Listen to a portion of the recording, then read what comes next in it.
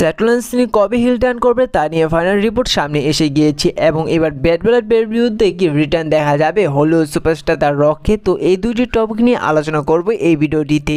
সর্বপ্রথম আলোচনা করা যাক স্যাটলেন্সকে নিয়ে। তো আপনারা এবার ডাব্লিউডাব্লিউইতে মানডে নাইট রয় যেমন দেখলেন যে প্রায় 2 মাস পর স্যাটলেন্স রিটার্ন এসেছে। তিনি রিটার্ন এসে আক্রমণ করেছে ব্রনসারেডকে, কিন্তু আপনাদের আরও আগে জানিয়ে দিয়েছিলাম যে স্যাটলেন্স তিনি কিন্তু হিল টার্ন করবে কোডোরসকে আক্রমণ করে।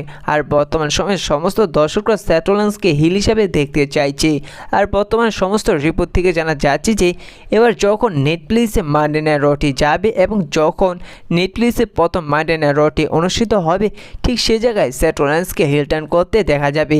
কারণ সে জায়গায় অনেক সুপারস্টারকে দেখা যাবে, সে জায়গায় কোডি রোডসকেও দেখা যাবে। সে সময় অনেকটাই সম্ভাবনা করা যাচ্ছে যে স্যাটলেন্স তিনি কোডি রোডসকে আক্রমণ করে হিল টার্ন করতে পারে। তো এ বিষয়ে আপনাদের কী মনে তা অবশ্যই জানিয়ে দেবে। আর সবচেয়ে বড় কথা হচ্ছে 2025টি হতে যাচ্ছে স্যাটলেন্সে।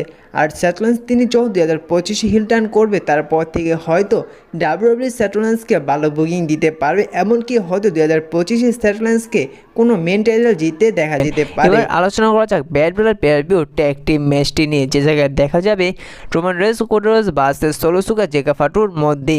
আর এই ম্যাচটিকে নিয়ে একটি শকিং আপডেট পাওয়া গিয়েছে যে এই ম্যাচটির মধ্যে নাকি রিটার্ন আসতে পারে হলিউড সুপারস্টার দ্য রক। আর তার ইঙ্গিত কোডি রোডস তিনি নিজে দিয়ে দিয়েছেন।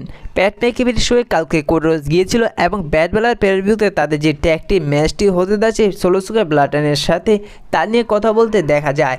এবং সে জায়গায় কোডি রোডস লাস্টে একটি কথা বলে যে the big guy is coming back this week. এই জায়গা থেকে পরিষ্কার বোঝা যাচ্ছে যে এই সামনের সপ্তাহে কোনো বড় সুপারস্টার আসতে চলেছেন এবং তাদের ম্যাচটি ঘিরে তা কোনো না কোনো বড় সুপারস্টার আসবে। দেখুন যে মৌসুমে যিনি দেন আসবে তাদের ম্যাচটির মধ্যে যে মৌসুম তেমন কোনো বড় সুপারস্টার নয়। আর এর থেকে পরিষ্কার বোঝা যাচ্ছে যে তাদের ম্যাচটিতে ঘিরে হয়তো রিটার্ন আসতে পারে হলিউড সুপারস্টার দ্য রক।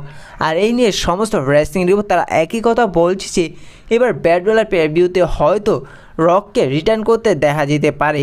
এবং দেখার বিষয় যে যদি ব্যাড ব্লাড পেয়ারভিউতে রক রিটার্ন আসে, তিনি এসে কার টিমে যুক্ত হয়, সোলো সিকোয়ার টিমে নাকি রোমান রেন্সের টিমে। তো এই বিষয়ে আপনাদের কি মনে হয়? কোডি রোডসের এই কথা দেখে কি আসলে বোঝা যায় যে এবার ব্যাড ব্লাড পেয়ারভিউতে রিটার্ন আসতে পারে হলিউড সুপারস্টার দ্য রক? তা অবশ্যই জানিয়ে দিবেন।